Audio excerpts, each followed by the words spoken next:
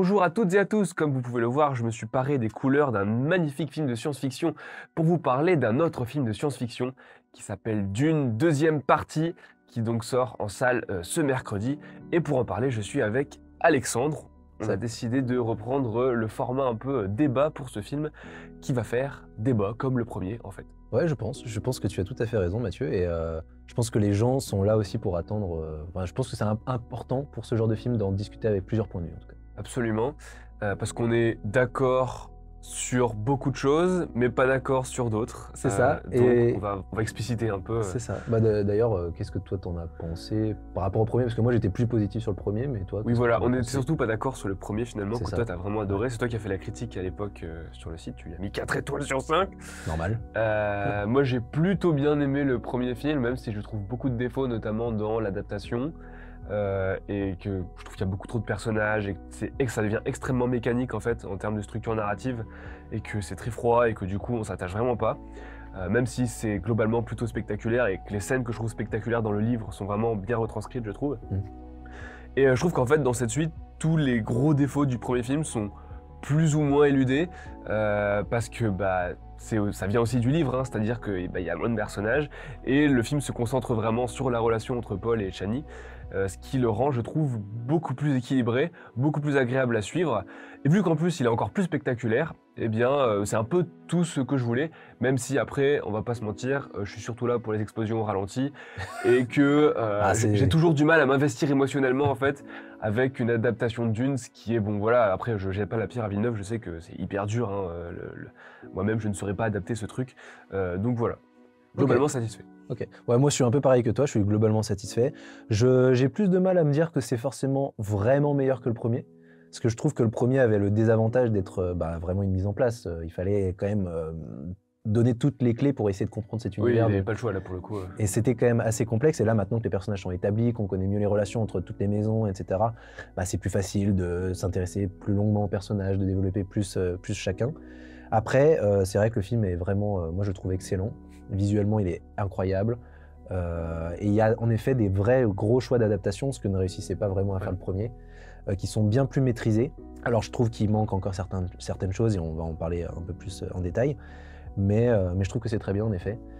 C'est le vrai premier gros blockbuster de cette année 2024 et ça va être difficile d'aller le détrôner à ce stade. Argyle enfin. Mais... Oui, c'est vrai. Pauvre de Je pense toi. que tout le monde l'a déjà oublié en effet.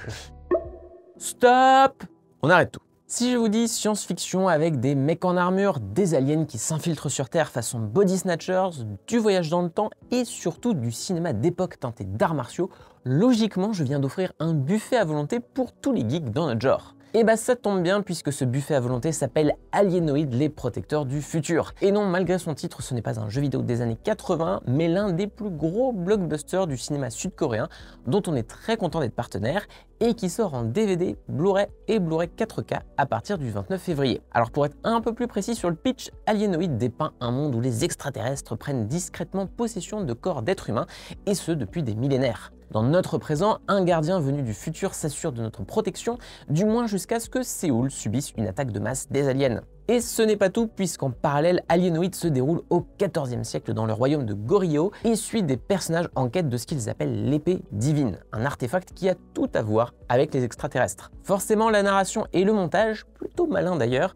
vont connecter ces deux univers et c'est ça qui est vraiment fun avec Alienoid. Le film prend très au sérieux son concept, mais a aussi conscience de son côté délirant de best-of de pop culture. Autant dire que son énergie est vite communicative dès lors qu'on voit débarquer une Jeep en pleine Corée féodale ou du kung-fu câblé à l'ancienne, mais avec un flingue. On parle souvent du cinéma coréen pour sa capacité à switcher très rapidement entre les tons et des genres, et Alienoid s'en amuse à l'échelle d'un méga blockbuster épique et massif. C'est badass, mais aussi drôle, dramatique, le tout avec plein de retournements de situation entre les époques qui renouvellent en permanence le récit. Il faut d'ailleurs savoir qu'au-delà de ce plaisir immédiat, Alienoid est vraiment un rendez-vous, puisqu'il est à la fois le premier volet d'une franchise originale, ainsi que le plus gros budget jamais alloué à un film coréen. Et ça se sent puisque le réalisateur Choi Dong-hoon, déjà à la tête de gros succès populaires locaux, s'en donne à cœur joie. Il nous plonge d'abord dans quelques référents assez identifiés comme Terminator ou les classiques du Hugh Zapian pour nous acclimater au concept afin de mieux marquer la singularité de son film. Film qui s'éclate avec ses nombreux effets visuels jubilatoires et ces scènes d'action souvent inspirées, notamment une attaque de Séoul dans un nuage orange, ma foi, fort stylé. En tout cas, si vous voulez du grand spectacle dépaysant, allez jeter un œil au lien en description. Et pour rappel, ça sort ce 29 février en DVD, Blu-ray et Blu-ray 4K. Et du coup, pour revenir sur un point précis, je pense qu'on va commencer par les scènes d'action parce que c'est quand même ce qui intéresse le plus les gens par rapport à ce film. Oui, et Villeneuve avait dit que En plus, c'était le film de l'action, quoi, parce que le premier C'est ça. était le film de l'exposition, de façon assez logique, et celui-ci, c'était le film où ça pète. Et c'est le cas, hein. Voilà, il y va. Alors en fait, je pense que beaucoup de gens s'attendent à un côté un peu climatique. Je sais que c'est un mot qui n'existe pas, mais on voit ce que je veux dire, tu vois, à une sorte de gigantesque climax, une gigantesque bataille. Bon, on va en reparler dans la partie spoiler, mais je trouve que le climax est peut-être un poil en deçà de ce à quoi tu t'attends par rapport à ce qui s'est passé avant. Mais le film est vraiment en fait sur le mode de guérilla, qui est aussi ce qui caractérise le livre pour le coup dans cette partie-là. Et je trouve ça très réussi. Voilà. Pour moi, les meilleures scènes du film sont vraiment les scènes d'action, on va dire entre guillemets, de guérilla, quoi, où ils sabotent des trucs, etc. Il y a notamment une scène vraiment cool avec une genre de la grosse machine pour chenille, récolter les épices. Je sais plus jamais comment ça s'appelle, mais je crois que c'est une chenille, quoi, ils appellent ça. très bien. Qui permet en fait de vraiment se mettre aux côtés des Fremen et de comprendre comment ils sont un peu surhumains, on va dire entre guillemets, c'est-à-dire qu'ils se faufilent entre eux, une machine. La mise en scène épouse vraiment leurs mouvements, etc. C'est un peu moins ridicule que quand ils font leurs pieds là. Qui est, la marche des sables, ouais. Voilà, qui est sur le papier, en fait, dans le livre, une idée géniale, mais forcément à l'écran c'est plus difficile à mettre en scène. Et là je trouve que la mise en scène arrive vraiment à épouser ce genre d'agilité hyper féline, etc. Et en fait, avec Paul, on apprend à bouger comme eux. Et je trouve la scène vraiment spectaculaire, et notamment une explosion qui utilise le bouclier là, qui est vraiment très très cool. Et ils utilisent très bien l'espace, les décors, etc. Parce qu'en gros, il y a une grosse machine hyper technique et autour d'un gigantesque désert vaste, et la mise en scène arrive vraiment à tourner autour comme ça. Donc ouais, cette partie-là est vraiment cool. Après, on en parlait juste avant d'enregistrer la vidéo, et c'est Antoine qui a donné un peu cette idée-là, mais c'est vrai que je pense qu'il ne faut pas confondre action et spectacle, et autant Dune est vraiment un film à très grand spectacle, et pour le coup j'ai été assez impressionné par certaines scènes, autant c'est pas vraiment un film d'action. Et d'ailleurs la vraie scène de baston, on va dire entre guillemets, enfin il y en a quelques-unes, mais la grosse scène de baston, c'est quasiment le même plan séquence que dans le premier, qui se termine même de la même manière avec le plan qui revient sur le visage de Paul, sauf que là c'est plus Paul, mais c'est quasiment la même scène. Et bon, ça reste un peu anecdotique, tu sens qu'il faut qu'il y ait quelques mano à mano pour la bande-annonce. Ce qui intéresse Villeneuve, c'est les gigantesques bâtiments qui font et quand il y a ça fonctionne, je trouve. Ah, moi je trouve que aussi en effet les scènes, en fait je pense qu'en effet il faut vraiment que la promo est pas mensongère, mais elle pourrait laisser penser aux spectateurs qu'il y a beaucoup de scènes d'action. Et il y en a, évidemment, parce que c'est un grand spectacle, c'est un blockbuster, ça a coûté 190 millions de dollars, etc. Mais c'est vraiment aussi beaucoup un film sur les personnages, l'intime, etc. Et autour de ça, il y a des scènes d'action, notamment des scènes de sabotage, des scènes des duels, une grosse bataille également. Mais c'est pas forcément le cœur de ce Dune 2, qui est beaucoup plus autour des personnages. Après, moi, je trouve en effet que les scènes d'action sont vraiment excellentes, notamment tout ce qui concerne aussi le personnage de Fade Rota, de Austin Butler, qui a sa petite, qu'on voit dans les bandes annonces, toute cette partie dans l'arène, un peu en mode gladiateur. Il est très attendu par les amateurs du livre, du coup. C'est ça, parce que c'est vraiment un des cœurs du livre. Et moi, je trouve en effet que les scènes d'action sont plutôt très réussies, ça, il n'y a aucun doute là-dessus. Elles sont... Je sais pas en fait s'il y en a une qui est aussi bien que celle de la chenille dans le premier, que moi je trouve vraiment excellente. Je suis d'accord. C'est peut-être ça qui me déçoit un petit peu par rapport à tout ce qui a été vendu, par rapport au film, à cette deuxième partie sur le spectacle quasi permanent et en tout cas l'action très solide.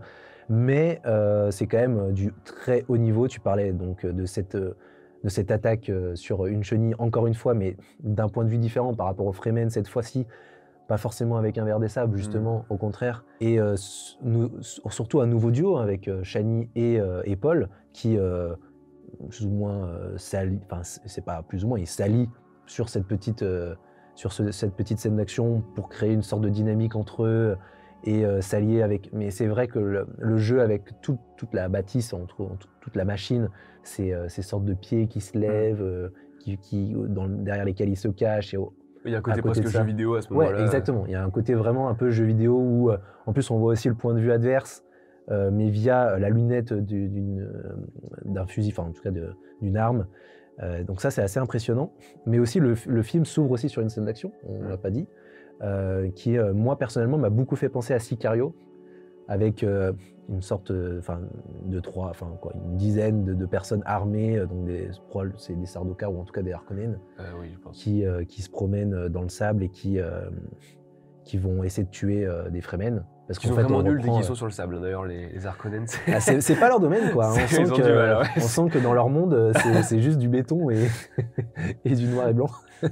Mais en vrai, c'est vrai que les scènes d'action sont vraiment très impressionnantes. Je pense qu'elles sont à la hauteur, en tout cas, du film. Elles n'ont pas été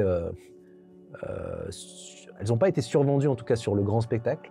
Le nombre, peut-être, est un peu déstabilisant, le nombre de scènes d'action. Mais en effet, je pense que c'est très bien. Et justement, par rapport à ces scènes d'action, moi, ce qui m'a beaucoup plus intéressé, c'est que comme il n'y a pas tant de scènes d'action que ça, il y a beaucoup d'émotions, il y a beaucoup plus de côté humain. Et toi, je ne sais pas ce que tu penses par rapport à ça. C'est un peu ce qui manquait au premier. Ouais. Mais moi, je trouve que ça, c'est mieux. Oui, je alors, sais pas toi. Moi, je trouve que ça fonctionne beaucoup mieux pour les raisons que j'évoquais précédemment, c'est-à-dire que le film se concentre vraiment sur Paul et Chani et leur relation. Et surtout, il y a des vrais choix d'adaptation par rapport à ça, notamment le fait que la première partie du film est vraiment découpée en deux parties très distinctes entre les gentils et les méchants, très, très basiquement. Et en fait, ça fonctionne beaucoup mieux, je trouve, que dans le premier, où vraiment c'était hyper découpé entre toutes les maisons et c'était « Hey, il y a tel personnage qui parle avec tel personnage et ce sera sa seule interaction et goodbye ». Là, je trouve que ils se développent vraiment, leurs personnages sont vraiment développés pour le coup. Autant du côté d'ailleurs Paul Chani que du côté Feyd-Rautha, le baron Harkonnen, qui est toujours d'ailleurs absolument terrifiant, hyper bien mis en scène. Et ouais, du coup je trouve que ça fonctionne beaucoup mieux. Alors bon, après dans la relation elle-même j'ai un peu du mal. Alors je sais qu'encore une fois c'est quelque chose qui est hyper difficile à adapter, mais je trouve pas ça spécifiquement bien écrit. Je trouve que la façon dont il se drague, on va dire entre guillemets, est assez artificielle. Il y a même parfois des relents de comédie romantique. Alors je dis pas ça de manière méprisante envers la comédie romantique. Je trouve que c'est un peu bizarre dans cet univers. Il y a notamment par exemple un personnage de pote, on va dire entre guillemets, Fremen de Zendaya, de Chani, qui sert juste à être un réceptacle des observations de Chani. Et après elle est complètement éjectée du récit. Et, bon, c'est vraiment... il fallait que ça soit verbalisé et je trouve ça assez artificiel, ça s'imbrique pas très bien. C'est pour ça que moi j'ai encore une fois un peu du mal à m'impliquer et ce qui m'investit plus émotionnellement, c'est finalement le virage, on va dire, un peu mystique de Paul et de sa mère, qui je trouve est... Mais du coup c'est plus une sorte d'inquiétude plutôt que vraiment une émotion. Après je trouve que... Alors pour le coup je trouve Zendaya plutôt juste en fait, en plus. Ce choix-là de vraiment faire des segments en fait sert vraiment la narration. Donc je pense que c'est plutôt, en fait c'est pas que c'est mieux écrit, mais c'est que c'est mieux structuré. Voilà. C'est la manière dont je le ressens en tout cas. Que ce soit un peu moins film choral qui part un peu ici, un peu par là, un peu machin, et qui décide. C'est vrai que les 45 premières minutes, voire quasiment la première heure, on est centré quasi uniquement sur le point de vue des Fremen et de Paul et de la relation avec Chani, c'est cool parce que du coup, comme Paul, t'apprends leurs coutumes en même temps, quoi. Donc, moi, je suis d'accord aussi avec toi. Je trouve que c'est une bonne idée en termes de structure d'avoir fait ça.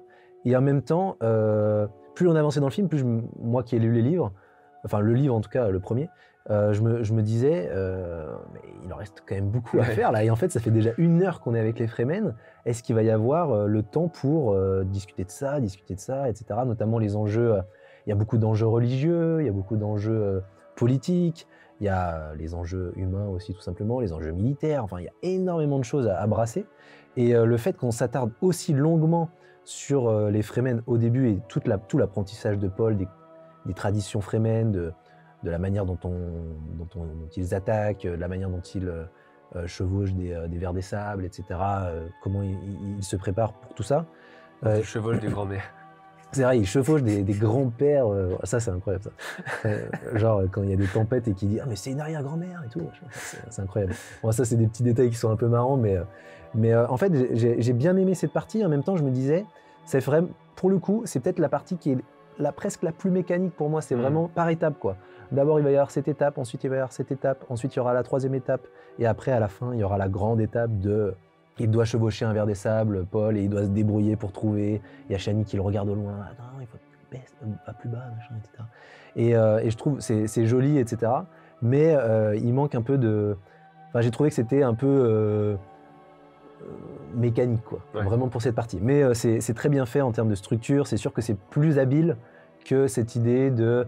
On passe 3 minutes avec les Fremen, on passe 3 minutes avec l'Harkonnen, on passe 3 minutes avec les Fremen, on passe 3 minutes avec les Étrides et machin.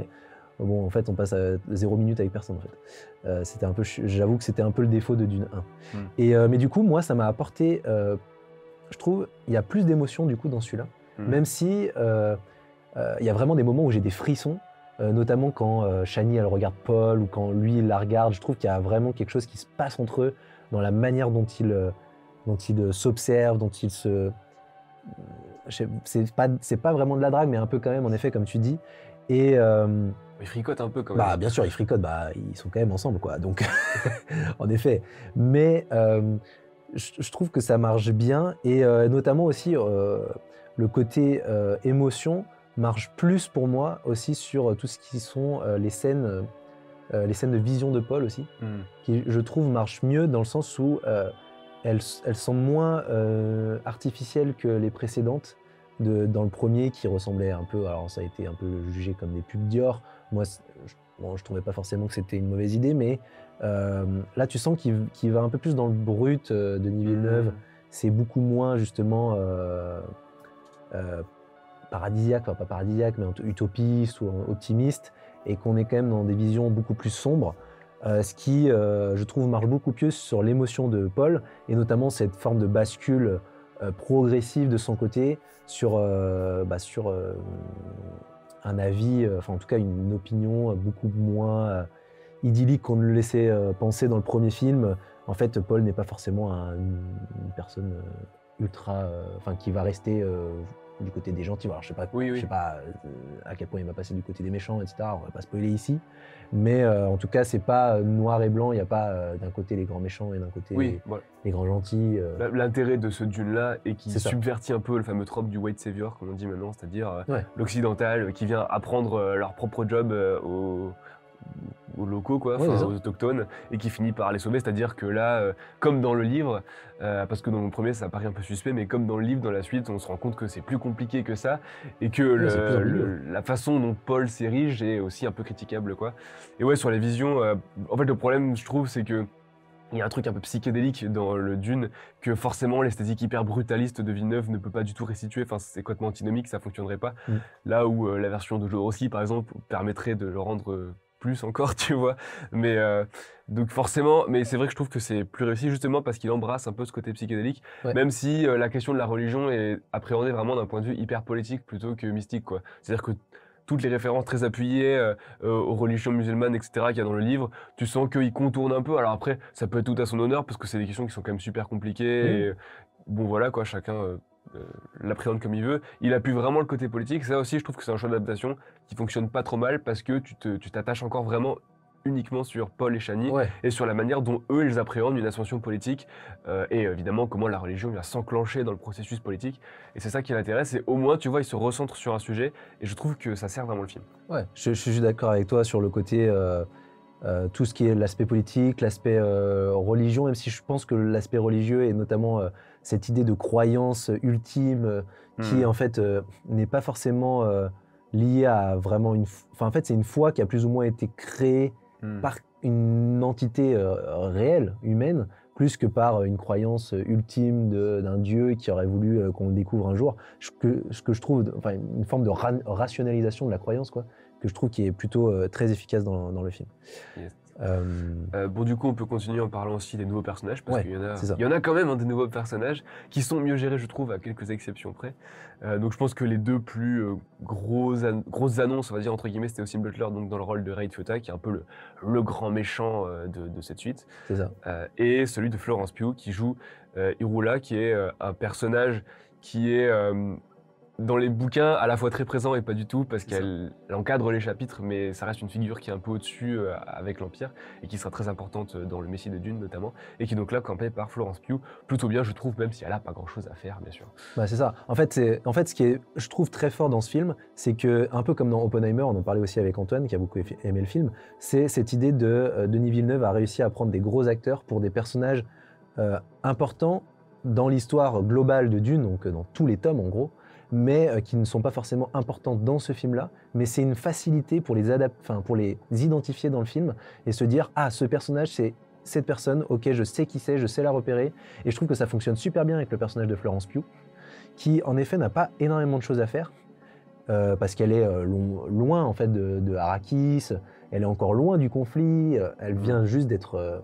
c'est intéressant, je trouve que le film d'ailleurs s'ouvre sur le prologue, son prologue s'ouvre sur elle, sa narration et comment elle raconte l'histoire d'Arrakis à sa manière, alors que le premier était justement du point de vue de Shani, jouée par Zendaya. Je trouve qu'en effet, ça marche super bien avec le personnage de Florence Pugh, alors que finalement, en effet, on doit la voir 10 minutes grand max en 2h40. Elle a un côté un peu objecteur de conscience qui est pas inintéressant, je trouve, dans la narration. Ouais, c'est ça. Elle donne un point. En fait, la sensation qu'elle sait des choses que certains ne savent pas, alors qu'elle est si loin de tout que ça paraît... c'est assez étrange. Je trouve que ça lui donne une importance qu'on ne pourrait pas soupçonner de son personnage alors qu'il vient juste d'arriver, en tout cas pour ceux qui n'ont pas lu le livre, qui sont novices de sa connaissance, etc. Voilà. Et contrairement, par contre, il y en a un qui prend vraiment le dessus. Oui, pour c'est moi. Austin Butler, C'est Austin Butler qui est très méchant parce qu'il égorge tous ses sous-fifres ça, 7 fois par scène. C'est vrai que bon, dans le livre, c'est un psychopathe, et que bon, ils n'ont pas trouvé meilleur moyen dans ce film-là. Le mec, il se lève, il tue un servant, il prend son petit déj, il tue un servant, il est chaud, quoi. Ouais, c'est ça. Tiens, je vais tester ma lame.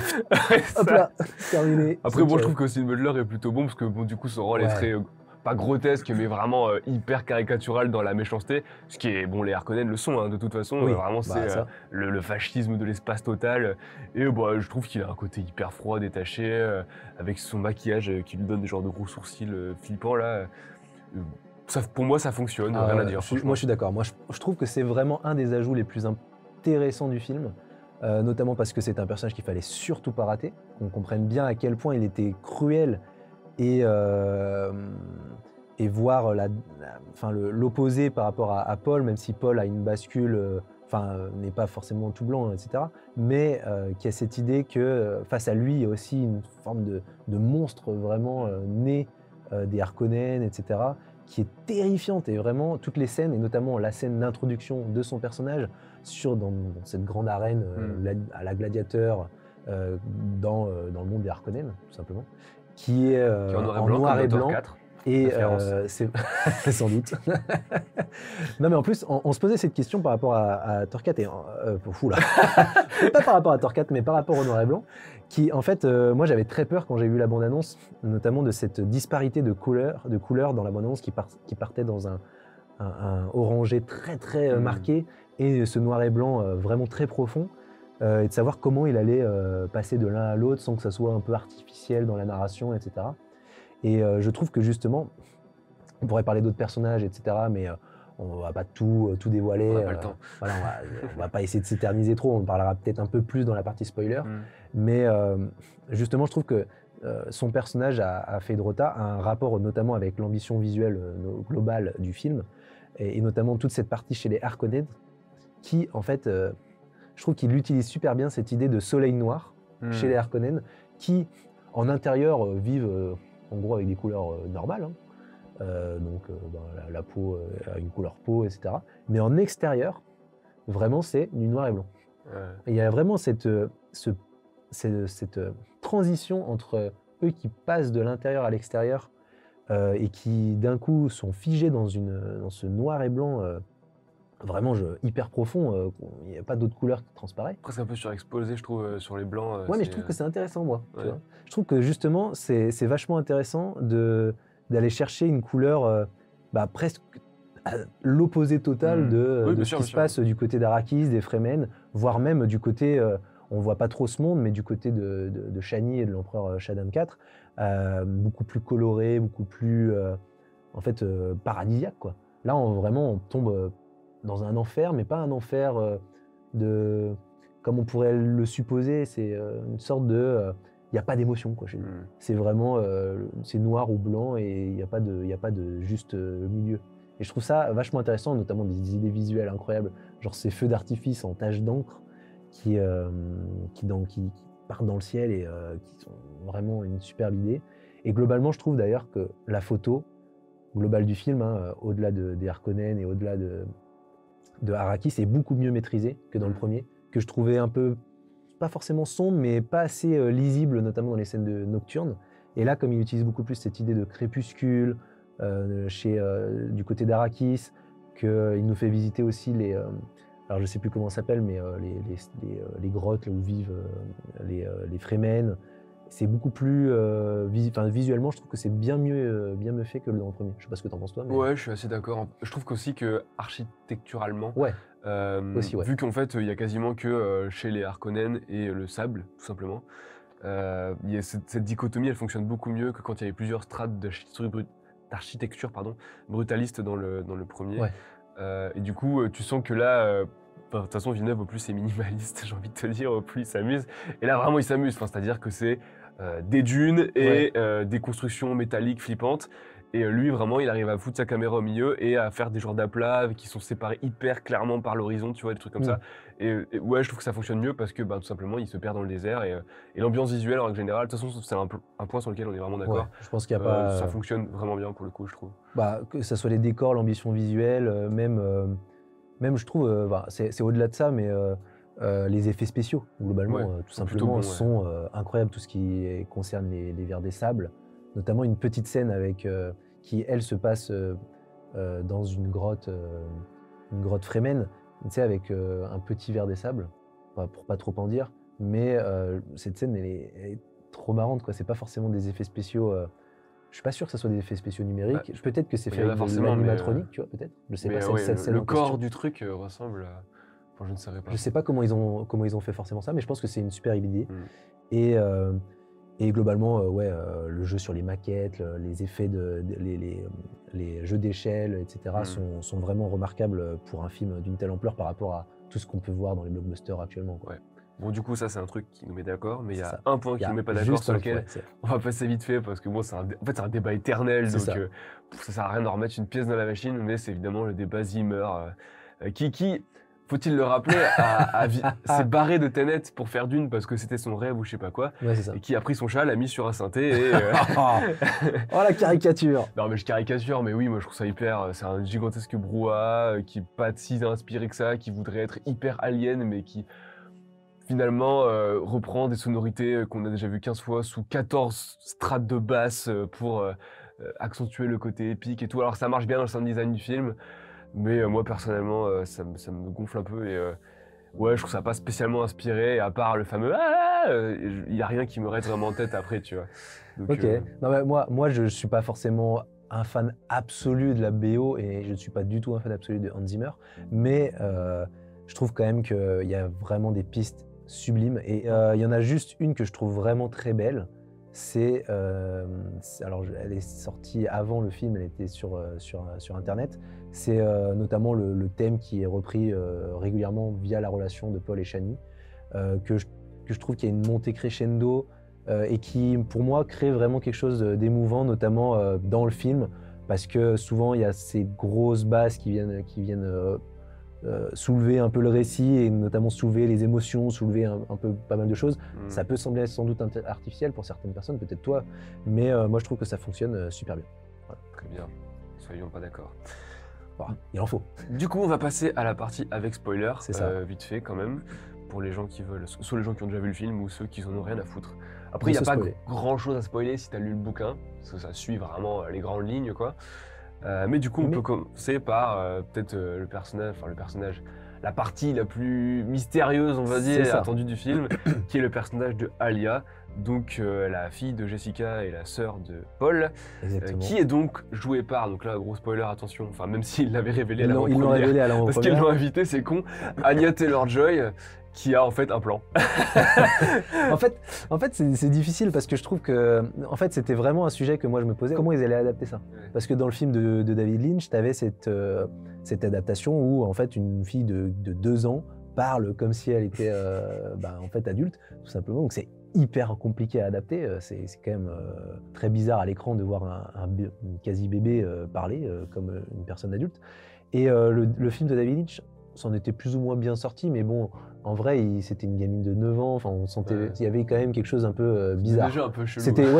En fait, l'idée était grave chelou. Et le fait que là, en fait, elle n'est pas utilisée. En fait, elle n'existe pas dans le récit, théoriquement, uniquement en forme de fœtus. En fait, la temporalité est vachement resserrée. Du coup, ça, c'est une super idée. Voilà, il y a pas, on suit pas l'après-accouchement en fait, et du coup, c'est ça. C'est mieux. En fait, il y a toute cette histoire du rituel de rite de l'eau de vie.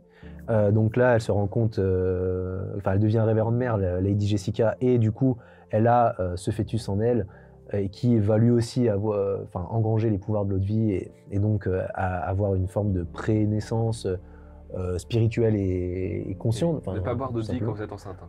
Très mauvaise idée. En tout cas, pas celle si. Aucune des deux, non, en fait. Non, faites pas ça. Mais du coup, c'est une super idée parce que ça permet aussi de plus se concentrer sur Lady Jessica, je trouve, dans le récit, de lui donner plus d'importance et de ne pas laisser autant de pouvoir à l'IA qui aurait été extrêmement compliqué à mettre en place et qu'en fait, elle n'apparaisse que à travers les visions de Paul, via du coup le personnage de Anya Taylor-Joy, qu'on voit vraiment, en effet, comme tu dis, sur un seul plan son visage, sinon elle est plus ou moins en train de marcher de dos et on se dit qui est cette personne, etc. Sinon, en effet, c'est des plans de fœtus dans un corps. Je doute que ce soit elle. Je pense qu'elle a une doublure fœtus. Je pense. Ou alors ses parents avaient bien vu.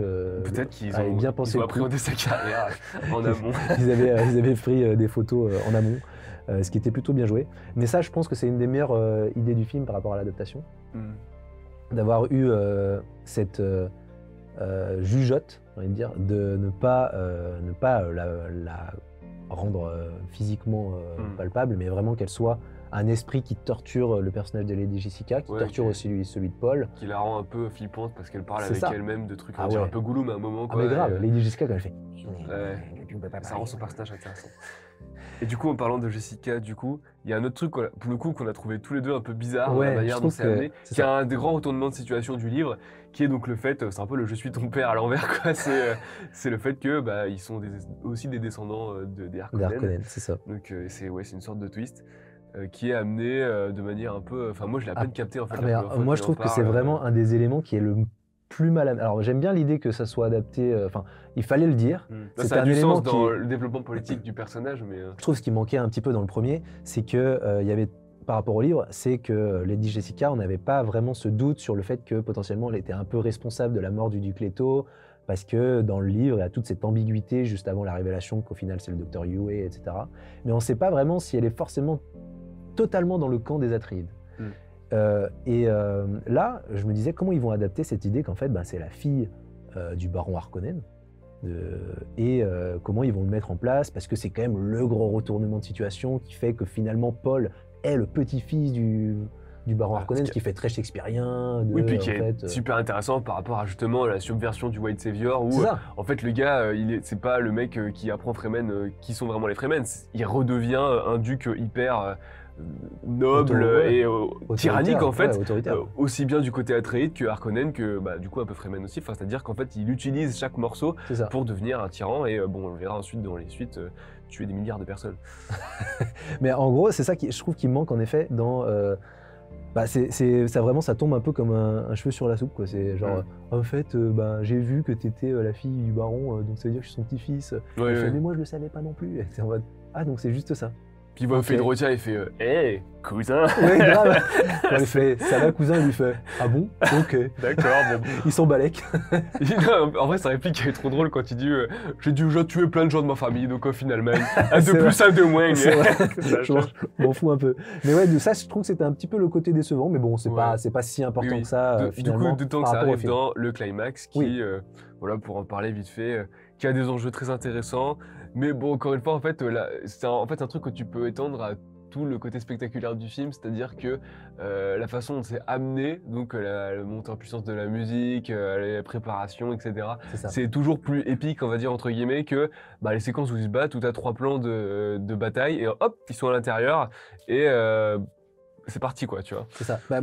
Après, moi, je trouve que c'est justement super, c'est ce point-là, le fait que le climax soit assez chiche, finalement. En fait, il y a des gros trucs. Enfin, il y a plusieurs vers qui débarquent, il y a la grosse attaque, il y a l'empereur qui arrive, il y a aussi une histoire d'ogive nucléaire. Enfin, il y a beaucoup de choses qui se passent et en même temps, c'est resserré quoi, en 20 minutes. Ouais, 5 minutes, ça vite, même ouais. pas.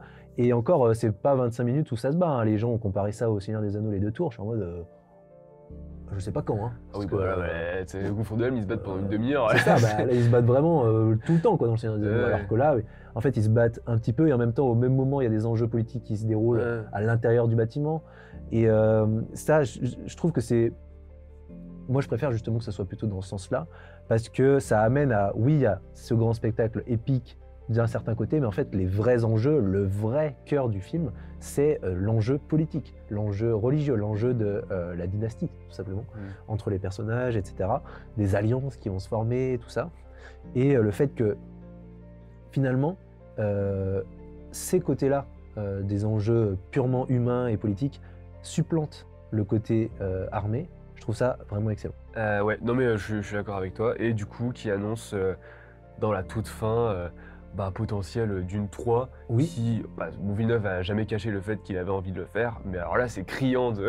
Bah là, c'est Dans difficile de finir un Parce film. qu'il y a vraiment sans, des séquences et voire même des personnages, je pense aux personnages qu'on fait par Léa Seydoux, qui sont quasiment là que pour introduire, on va dire entre guillemets, les enjeux du Messie de Dune, donc, qui est le titre du livre, C'est ça. qui est d'ailleurs un morceau presque encore plus complexe que l'original. Alors moi je ne l'ai pas lu, Ah mais bah, moi, je l'ai pas lu non plus. voilà, Donc, de ce qu'on m'en a dit et de ce que j'en ai lu, ça a l'air d'être un sacré morceau, très spectaculaire aussi, a priori. c'est ça. Et donc ouais, c'est là que ça vient et je pense que une des choses les plus intéressantes par rapport à la façon dont il introduit justement le potentiel 3e film, c'est par rapport au personnage de Chani, De Chani, ouais. dont la naissance de la rivalité, on va dire entre guillemets, avec Irulan qui est en fait à peine évoquée. Et c'est ça qui est assez intéressant, c'est-à-dire que cette histoire de mariage arrangé devient un sujet à la toute fin du film. Et donc, ça rebat un peu les cartes. Et Ouais. j'y ai repensé d'ailleurs hier dans ma douche, parce qu'on a vu le film hier du coup. Bah, bon. Oui, enfin, au moment où on tourne, on a vu le film C'est vrai. hier. Ah, ouais. Voilà. Et je me suis dit que finalement, je pense que le plan que j'ai préféré du film, c'était vraiment la toute fin, où elle se prépare à remonter un verre des sables, en mode elle revient à ses origines fremen, dégoûtée en fait, dégoûtée de tout ce qui vient de se passer. Et il y a une forme de tragédie qui est déjà un peu larvée dans le livre, qui je trouve là pour le coup fonctionne et c'est un vrai choix d'adaptation et Ouais. je trouve ça assez joli et en plus la musique est pas trop mal à ce moment-là. Franchement, très belle fin, j'ai trouvé que c'était une jolie fin. Ok, bah moi je suis d'accord avec toi. En fait, je trouve qu'il est hyper intéressant, c'est oui, évidemment, ça annonce d'une 3, mais il y a aussi cette idée du destin de Chani. Qu'est-ce qu'elle va devenir? Parce qu'au final, elle fuit plus ou moins les lieux. Elle veut pas rester avec Paul. Elle lui tourne le dos et puis elle part sans dire au revoir, quoi, en gros. Et il y a vraiment cette idée de, moi, dans le livre, dans mon souvenir, ils restent alliés, en tout cas à la fin du Dune 1. Et ils sont ensemble et elle comprend sa manipulation et elle est plus ou moins d'accord avec lui. Et là, pendant tout le film, il y a plus ou moins, plus il se rapproche, plus il s'éloigne aussi. Plus ils se connaissent, plus elle se rend compte qu'en fait, la personne dont elle est plus ou moins tombée amoureuse n'est pas celle qu'elle pense, n'est pas forcément uniquement de son côté, qu'il a aussi son point de vue et surtout ses envies de pouvoir, hein, vraiment, tout simplement. Et que ça risque de mal tourner, que globalement ça tourne mal en fait tout simplement, et qu'elle ne s'attendait pas à ça. Et le fait qu'il y ait une rivalité qui se crée en eux par rapport au livre, et notamment vraiment la rivalité foi, non-foi, rationalisation et mystique, tout ça, je trouve que ça fonctionne super bien. Et Zendaya, qui du coup n'avait pas beaucoup d'importance dans le premier film, gagne vraiment un rôle majeur dans celui-là, Oui. qui vient gagner en force et vient clairement mettre à mal le personnage de Paul, bien plus que Feyd Rautha d'ailleurs, je trouve, dans leur relation. Très bien. Eh ben, je pense qu'on a dit l'essentiel. On pourrait Ouais, encore on pourrait en parler encore longuement. des heures, mais on nous a C'est dit vrai. qu'il fallait qu'on arrête de C'est faire ça. des débats de 8 heures en vidéo, parce que là, il y a notre monteur qui est en train de nous dire « Arrêtez !» C'est ça. Mais Donc, par hommage à son travail, pour pas qu'il passe le week-end à dérocher, on va s'arrêter là. Voilà, c'est la fin de notre débat. J'espère qu'il vous a plu. On espère qu'il vous a plu. Si vous avez envie évidemment de liker, de la commenter, n'hésitez pas à le faire, n'hésitez pas à nous dire ce que vous avez pensé de Dune 2 en général. Et évidemment, n'oubliez pas de nous soutenir sur le site Écran Large, c'est là aussi où on a besoin de vous et de votre soutien. On a un abonnement qui coûte quelques euros par mois et qui vous donne accès à des dossiers exclusifs. Donc on parle de films en particulier, on parle aussi de box-office, on revient sur la carrière de certains films, de certains